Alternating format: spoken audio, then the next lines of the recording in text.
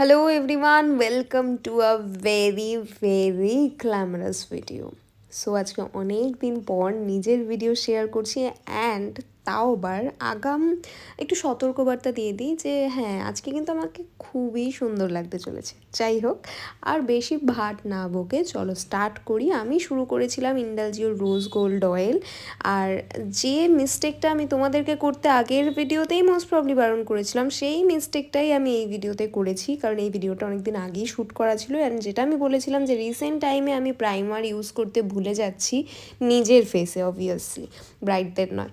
তো সেই রকমভাবেই সেমভাবে আমি প্রাইমার ইউজ করতে ভুলে গেছি। অ্যান্ড যেহেতু অয়েল ইউজ করেছিলাম তো বিন্দাসভাবে ফাউন্ডেশনটা ইউজ করে নিয়েছি, কারণ জানি যে গ্লাইডস লাইক আ বাটার, এটাই হচ্ছে একটা ভালো পার্ট। এবার আসি একটা জিনিসের রিভিউতে।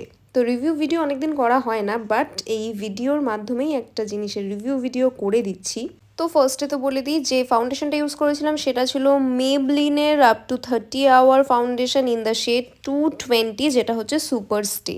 অ্যান্ড দেন ব্লাশ হিসাবে যেটা আমি ইউজ করেছিলাম সেটাও হচ্ছে মেবলিন সুপার স্টে, যেটা ইঙ্ক রয়েছে নিউ একদম ফর্মুলা সেটা। অ্যান্ড আমি যেইটা ইউজ করছিলাম সেটা হচ্ছে ইররেজিস্টেবল, যেটা 62, মানে এটা অ্যাকচুয়ালি হচ্ছে লিপ জেল, যেটাকে আমরা লিপ প্লাম্পার হিসাবে ইউজ করি, আমি ইউজ করি, যদিও লিপ প্লাম্পার নয়। কিন্তু হ্যাঁ এটাকে আমি as a blush, as a eye shadow, as a lipstick, মানে লিকুইড লিপ গ্লস হিসাবে সব কিছুতে ইউজ করি। এবং এই পার্টিকুলার প্রোডাক্টটার আমি রিভিউ করতে চাই, সেটা হচ্ছে এই যে সুপার স্টের ইঙ্ক, যেটা লিপস্টিকের অসম্ভব ভালো ফর্মুলা, অসম্ভব ভালো টেক্সচার, অসম্ভব ভালো লং লাস্টিং পাওয়ার। আমি যখন ব্রাইডালে যাই সকালবেলা 12টায় বেরোই, রাত্রেবেলা 9টায় আসি, ইনট্যাক্ট থাকে। এবং লিপটা আমাদের এই সিজনে যেটা দরকার হয় সেটা হচ্ছে বারবার যাতে লিপ বাম অ্যাপ্লাই করতে না হয়, কারণ সেই টাইমটা একদমই থাকে না। আর এইটা কিন্তু ঠিক লিপ গ্লস যেরকম হয় exact same, just in a better version of a lip gloss, কারণ অনেকক্ষণ এটা স্টে করে। আর এটাকেই আমি অ্যাজ আ লিকুইড ব্লাশও ইউজ করি, কারণ ব্লাশ হিসাবেও এটা কিন্তু একদম প্রপার স্টে করে যায় যতক্ষণ আমি এটাকে ওঠাচ্ছি, টিনটা কিন্তু থেকে যায়। তো এটাই ছিল, তোমরা কিন্তু ডেফিনেটলি গিয়ে কিনতে পারো, আমার রেকমেন্ডেশন রয়েছে, ফুল রেকমেন্ডেশন রয়েছে। অ্যান্ড হ্যাঁ নিজে প্লিজ একটু জানিও যে কেমন লাগছে। এত ভিডিও দিচ্ছি, তোমাদের কমেন্ট আস্তে আস্তে একদম কমে যাচ্ছে, কিন্তু এই ভিডিওটা এত ভালো লাগছে, এটার নিচে তো একটা কমেন্ট লাগবেই।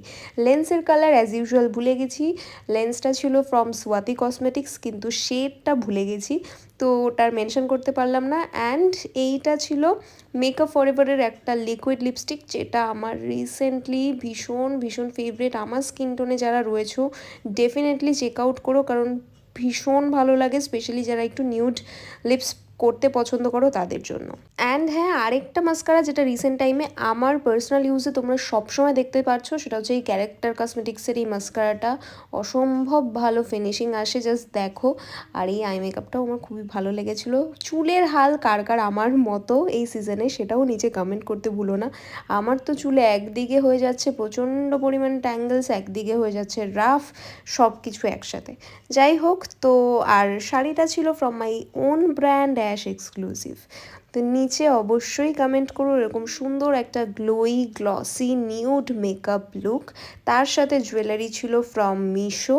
হ্যাঁ মিশোতে এতটাই লাক্সারি জুয়েলারি কিন্তু পাওয়া যায়, জাস্ট একটু প্রপারলি খুঁজতে হবে, খুঁজলে তো বলে ভগবানকেও পাওয়া যায়, এ তো সামান্য একটা জুয়েলারি।